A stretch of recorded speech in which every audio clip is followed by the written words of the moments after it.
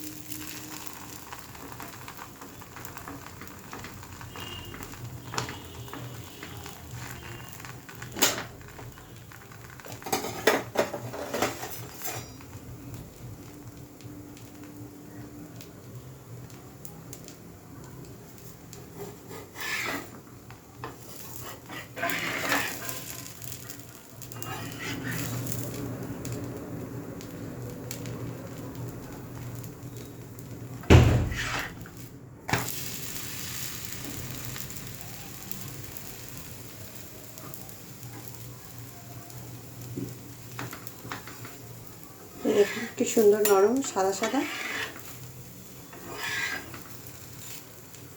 রেসিপিটা যদি ভালো লাগে পাশে থাকবেন, সাবস্ক্রাইব করে।